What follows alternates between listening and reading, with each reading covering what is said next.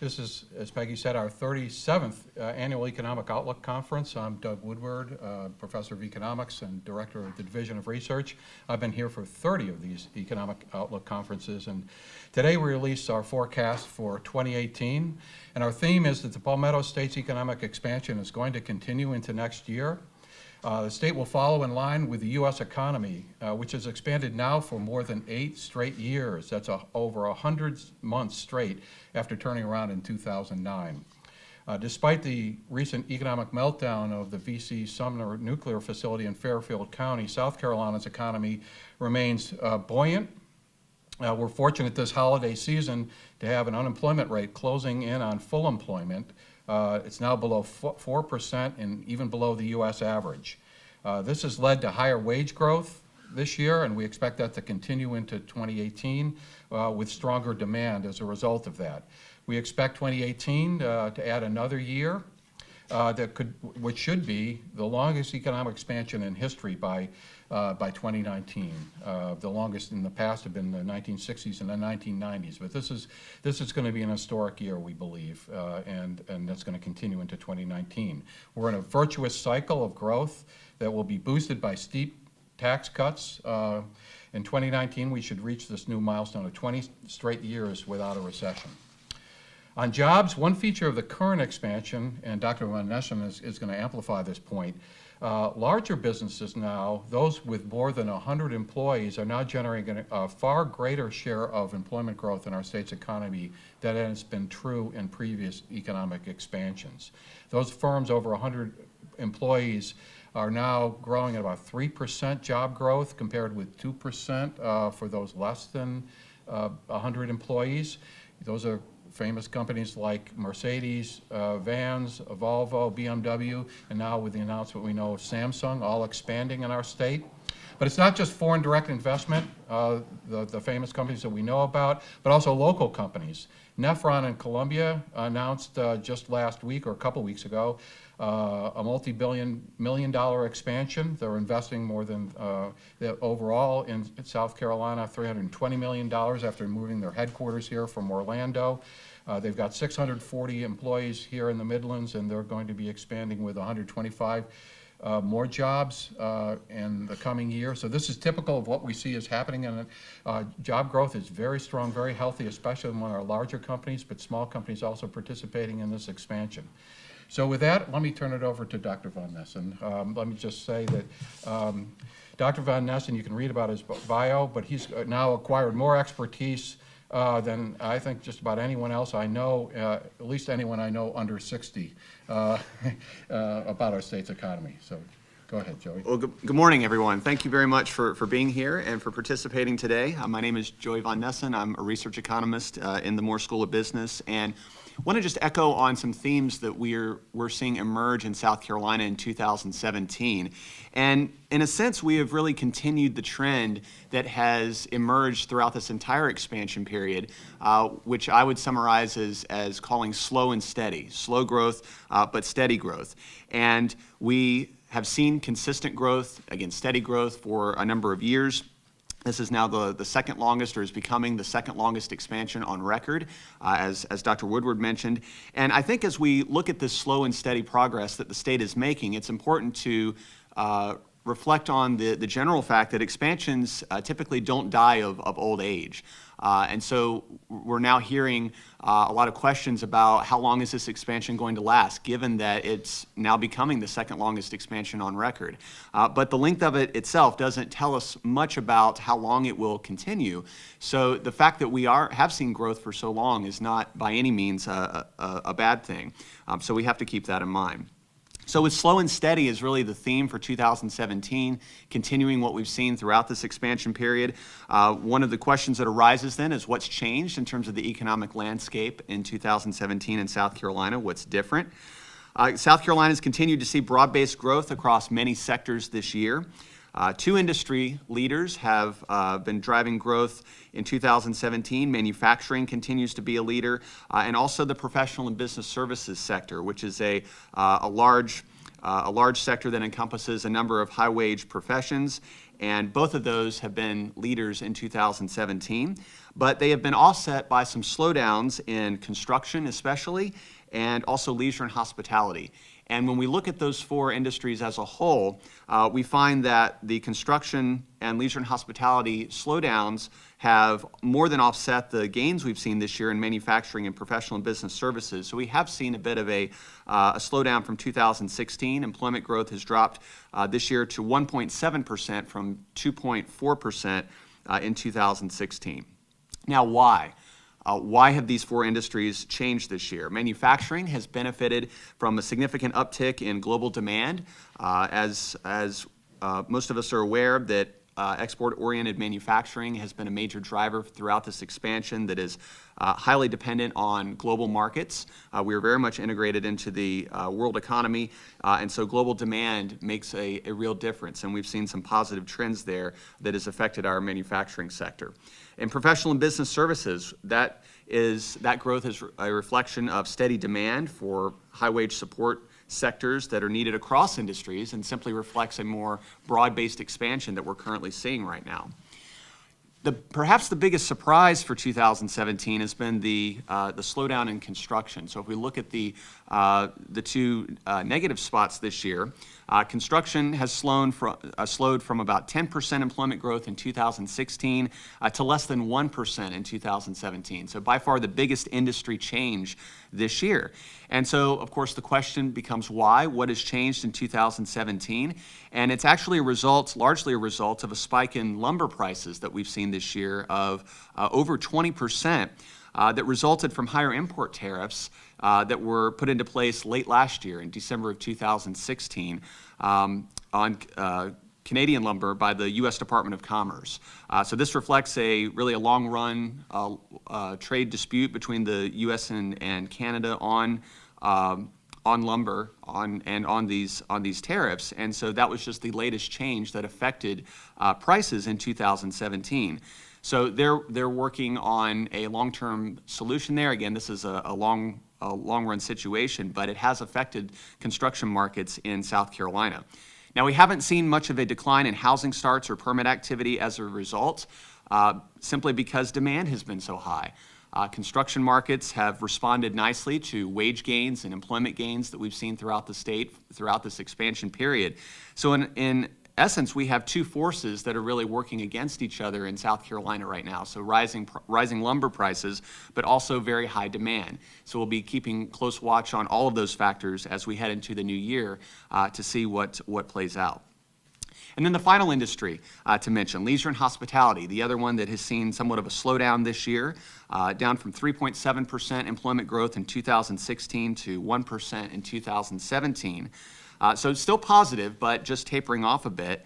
And that's in response to the fact that we're seeing average hourly earnings and consumer spending that are growing at relatively constant rates now instead of increasing rates. And so as a result, because we've hit more of a steady state in both of those metrics, there's not as much new demand coming that the leisure and hospitality sector is able to take advantage of. And I think a nice way to really summarize that as an example is to think about South Carolina's economy now approaching full employment. So there are fewer people that are obtaining employment for the first time and that are seeing new wages and that are going out and then being able to spend those in the local economy. A lot of that, again, on leisure and hospitality. So that was the situation 3 or 4 years ago, this new spending activity in leisure and hospitality that's tapered off now. So in a real sense, I think we've reached a market saturation, at least temporarily. So those are the four major industries. The other major effect in South Carolina in 2017, of course, are the VC summer layoffs. They had a significant effect, especially on the Midlands region, wiping out virtually all of the job gains that the Midlands area had made this year up through that point. But the good news is that Columbia and the Midlands region has bounced back very quickly and is already growing at a rate that is comparable to what we saw in 2016. And that points again to the strength of the labor market, the fact that we are close to full employment. And to put a fine point on that, we actually look at the unemployment insurance claims and how those responded in the aftermath of the layoffs. And what we saw was that the continued claims, that is the number of people filing UI claims for week after week for consecutive periods, that didn't increase much in the aftermath of the layoffs. So it implies that we saw workers who were laid off either finding other opportunities out of state fairly quickly, or they were absorbed elsewhere in the labor market in South Carolina. So that's a very positive outcome that we had seen from those layoffs. We've also seen, as Dr. Woodward has mentioned, a change in the beneficiaries of the expansion relative to previous expansion periods. We can look at that now that we're in the 9th year of this current expansion. We typically hear about how small businesses tend to generate the most jobs in an economy, and that is historically true, but very different in this current expansion in South Carolina. Firms with less than 100 employees historically in South Carolina have generated about 70% of all jobs, but in this current expansion, now only about 50% of all jobs being created by firms with fewer than 100 employees. So that's a pretty big swing, about a 20 percentage point difference there. And this is the result, largely the result of the fact that South Carolina has been actively recruiting large companies to the state, especially manufacturing firms, again, as Dr. Woodward mentioned. And we have had a strategy to get them to expand and develop here, along with all the secondary effects resulting from worker spending and supply chain activity. So we're beginning to see a very real effect there that's now measurable, again, when we compare small and large business gains and their contributions to overall employment growth during this expansion period. So how do we help businesses going forward? How do we help all businesses grow going forward? That brings us to the tax bill that is currently going through the U.S. Congress, of course, still under consideration. But it appears as though the core of this bill will be a reduction in the corporate tax rate from 35% to approximately 20 to 25%. Again, I believe that the specifics of that are still ongoing in terms of the discussions. But the question is, how is that going to play out in terms of this effect on business growth and on businesses in South Carolina and at the national level? Well, if firms have more access to financial resources, I think a helpful way to think about this is to place the types of activities that they can engage in into really two camps. On the one hand, they can expand their employment base, so invest in more, in hiring more workers and making more efforts to expand the total size of their employment. Or they can invest in another set of activities, including research and development, general capital investment, technology investment, things like AI, robotics, automation, and all of these things would make these companies more competitive and raise productivity, which would be a positive for the U.S. economy and something that we really need. Productivity growth has been one of the weak spots in this expansion, as has private investment. So that would be a net gain for the U.S. economy and for South Carolina. Of course, the downside there is if resources are spent rather on unproductive speculative activity, obviously that's going to have less of a positive effect. So the second camp is really what we're expecting to happen, as opposed to more investments in expanding the employment base, simply because the labor market is very healthy and because employers are having trouble finding workers. That's true in South Carolina. That's true across the U.S. So in a sense, we expect to see firms spending more of their time investing in their existing workforce, making them more productive, and also preventing other companies from poaching them than they are going to be invested in expanding their employment base, simply because the job market is so strong right now. We are close to full employment. Workers are hard to find, and this is a good year for, and probably the best year for workers in this current expansion. So finally then, what is the forecast for 2018 specifically? Well, we've mentioned this, we've talked around this point, but it's certainly true that the bottleneck of our state's growth right now is the labor force shortage. And without solving this, we're not likely to see a significant uptick in terms of employment growth from where it stands right now. But we are anticipating wage growth will likely pick up in the coming year in 2018. Specifically, our forecast for employment growth in 2018 is for the economy to continue to make steady gains. Our average anticipated growth rate for 2018, we are forecasting to be 2.1%. Again, 2.1% in 2018. Our forecast for total personal income growth, we expect to rise to 4.3%, up from about 3.8%, which is what we saw in 2017. And we also anticipate a slight decline in the unemployment rate as we continue to see more job opportunities, more people coming into the labor market. But again, that's going to be fairly minimal given that we're close to full employment. So we're specifically forecasting that the unemployment rate should drop to 3.6% by this time next year compared to 3.9% where it is now.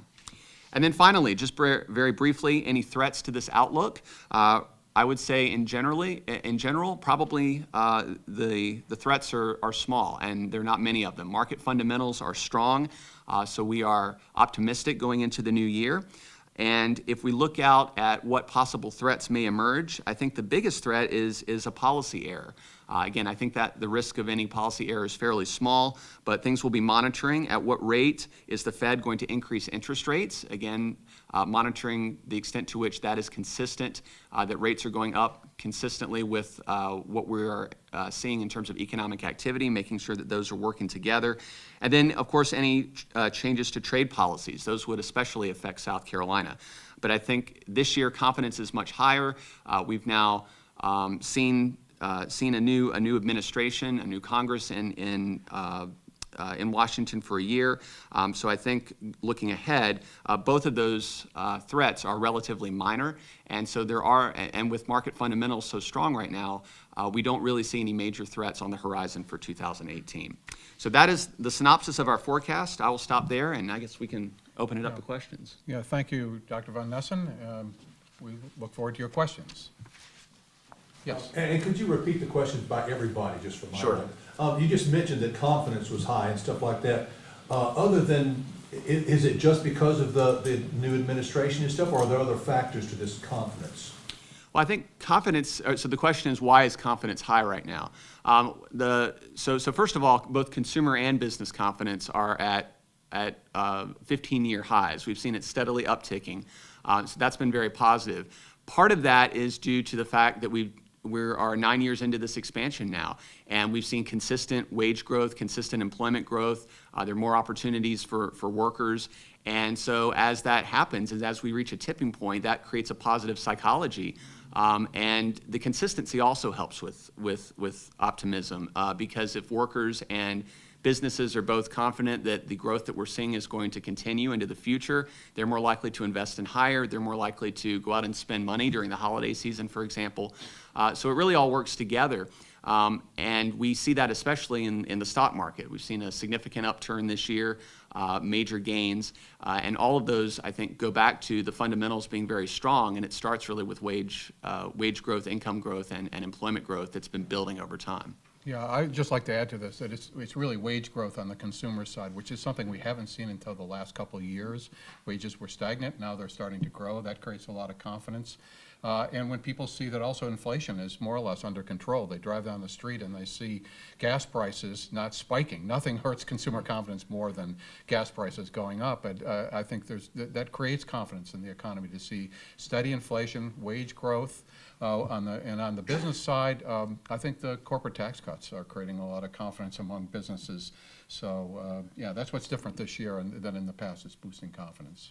And Joey, are there worse problems to have in the economy than having a labor shortage? I mean, is that going to hurt us, or is that going to help spur more competition among companies to help recruit better people and increase pay for the average worker? How's that going to affect? How's that shake out? Well, it is positive news from the perspective of the worker to the extent that it does raise wages, because that's correct. We will see more competition for workers, and that's part of the reason why we have seen more wage growth in recent years, as Dr. Woodward mentioned. This has been a slow expansion, and it's taken a while to really hit that tipping point where there's been enough job growth that firms have had to start competing more for workers. So it is a positive news from the perspective of the worker. But then the critical point is, in order to get our economic growth to the next level, we have to, or companies are going to have to expand based on the demand that they're seeing. And of course, the workforce challenges presents an obstacle there. So from an employer perspective, that's something we still have to look at. Well, as Dr. Von Nessen mentioned too, I think the good news is there's a lot of new technology out there that hasn't fully been utilized. He mentioned AI, machine learning, robotics. And we believe that in the next few years, we're going to start to see investments in there, which will be labor saving at a time when we already have a tight labor market. So this is we're in a virtuous cycle right now where wages are growing. That's good for consumers and it's good for spending. But for businesses having a hard time finding workers, there are technologies now, labor saving technologies that are available. Good example of that is if you look at recently what Mercedes is doing with their expansion with the Sprinter vans down in Charleston, a lot of that investment, this is true of Volvo too and a lot of other companies, is going into automation and into robotics. And that's going to make us more productive and more competitive in the future.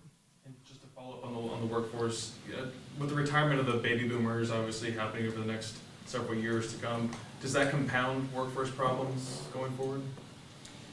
Yes, the short answer is yes. So in South Carolina, we have the benefit of having retirees coming to the state from the perspective of tourism, leisure, and hospitality. But yes, that is to the extent that we see more retirees exiting the workforce, that does create a problem. But we also see retirees in other areas as well. So the military, for example, we see people coming out of the military retiring in Columbia, in South Carolina. We have a large military presence, but those are young workers, right? So those are people who have been in the military, made a full career, 20, 25, 30 years. So they're coming out in their 40s and 50s, have these job skills that they can then transfer to the private sector. So it really depends on the age of retirement, but because we have a strong military presence here, that can provide an advantage, even though people exiting the workforce overall, of course, makes things more competitive, not less. Yeah, and I'll just add that we're fortunate to be in South Carolina where we are attracting migrants. We want to attract and retain more young migrants. Those are people in their prime working age years between 25 and 40. We're seeing that growth in that area, especially in our major metro areas like Charleston, Greenville, and Columbia. I think strategies for our state would make sense to continue that. We are going to need the workers with this retirement, but we can attract them. And part of the way we do attract them, by the way, is bring them into our university. We just don't want them to leave after they graduate.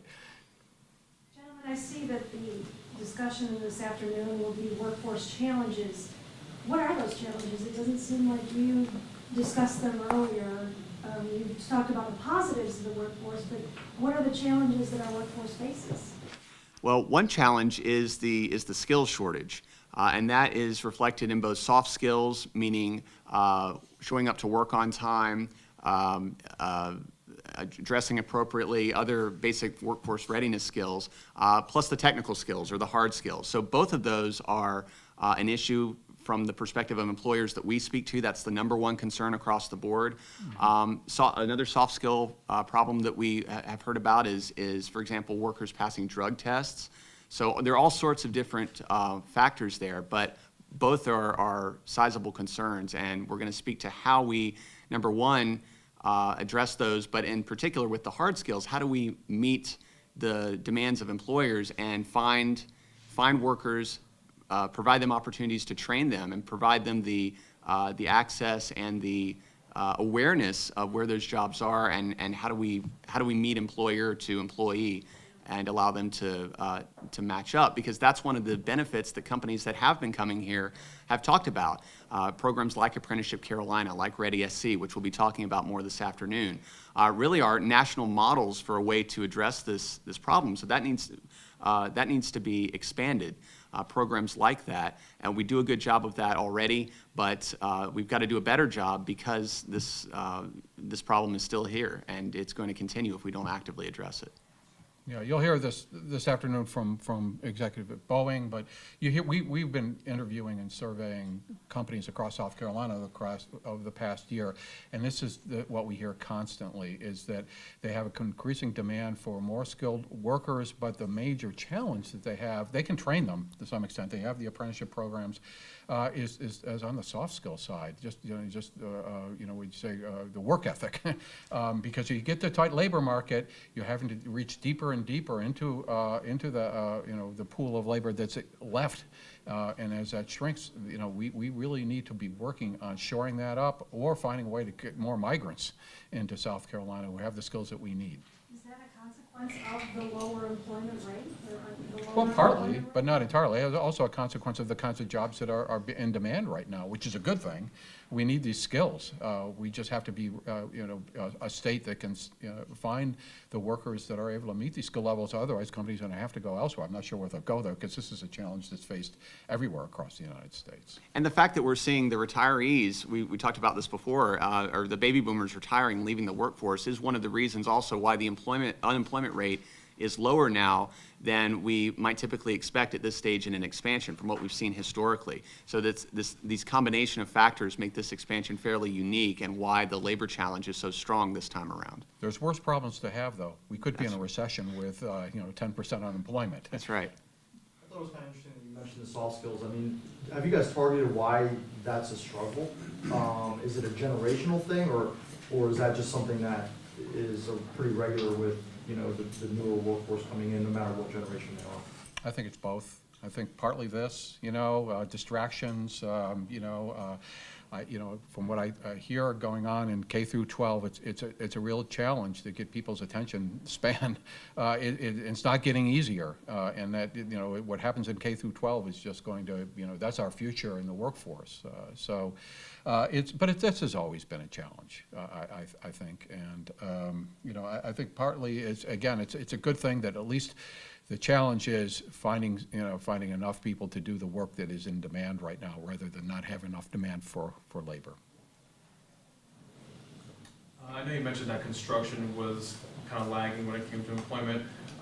Recently, the State House just passed the gas tax increase. Do you see that helping boost at least some part of that sector going forward with the influx of money coming to the state?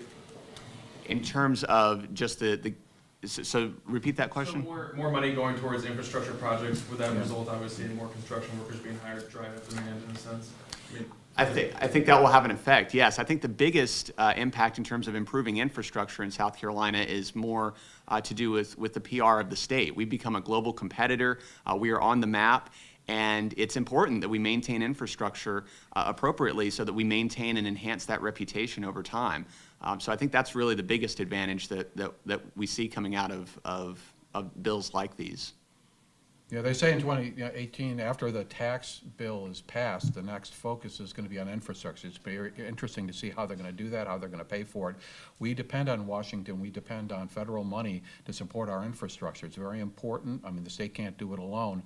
So we're just going to have to look at that. That's going to be a real challenge as we cut taxes and look for ways to come up with the money to spend on what we know are critical needs to keep our economic expansion going. The theme is slow and steady, but is there a danger, if not in South Carolina, but nationally, that would trickle down to South Carolina, so to speak, of this economy overheating? Well, right now, so an overheating, I think one of the consequences of that is going to be higher inflation, is the obvious consequence there. But right now, the Fed is still having trouble keeping inflation at 2%. So I think in the short run, the answer is probably not. Although the Fed is very much aware of this, that the economy is picking up. They are right now projected to raise rates they're going to raise rates next week most likely, and then they're projecting up to 3 rate increases next year, which is more than they've done at any point during this expansion. So I think they're anticipating the fact that we're seeing more employment and wage growth, more spending activity, which is going to put upward pressure on prices. But right now, I think that risk is fairly minimal. But again, the Fed looks as though they have that. They are anticipating that sometime next year. But that's a good question about overheating, because it's very unusual to have tax cuts in the context of an otherwise robust economy. We've never done this. We usually do that when the economy is weak. Now it's strong, so we're going to have a significant boost in demand, both on the consumer side as well as the business side going into 2019. But we're still not seeing any evidence of inflation. But the Federal Reserve, with its long policy of low interest rates, has a lot of room to adjust to that. So I think the eyes will have to be on the Fed and what they do next year. But I agree with Dr. Von Nessen. We're probably going to see 3 25 basis points increases over the next year from the Federal Reserve. So you can see higher interest rates. There's a lot of discussion too about if these tax cuts go forward, go through on the higher corporate side, will that money actually get reinvested and create more jobs? Well, Yes, We have we've workers talked about that- that extensively, and there's two ways that can go. Best case scenario, it's all used for productive investment. That is, real plant and equipment investment, the kinds of things we've been seeing in this state, and that can continue, and I think it will continue to some extent. But in a context of an overheated economy, it could go into speculative investments. It could create bubbles. We don't know necessarily where those bubbles are going to be. Bitcoin, for example, it could be in a lot of areas. They're always coming up with new financial shenanigans, when there's excess supply of money out there in the economy. And if it's done, if the balance is more towards speculative investment, then, a few years down the road, we're gonna have to pay for that when the bubble bursts. But we're hoping that, and anticipating, because there is the demand there for productive investment, and that's what's good for job creation. What's the impact of that on wage growth? Which one? The productive investment, is that gonna spur additional wage growth, or It'll spur some wage growth and also investment, as we've been saying, in automation if it and, spurs automation, and Yeah. we've been through that cycle in this state before, yeah, we've lost massive amounts of jobs to automation. in the textile industry, for example. That's right, but it takes place slowly. Really did. It's not gonna be massive change, it's gonna take place slowly, but this is not just gonna be in manufacturing. I think the technologies that are out there really aren't being fully utilized yet, especially machine learning and artificial intelligence can be used in service sector activities, finance, even think about our insurance cluster that we have here in the Midlands. There's a lot of room for increasing the productivity there through AI and other technologies. But having said that, there'll be demand for labor. It just won't be the kind of labor that we've had in the past, but highly skilled labor that is more highly compensated.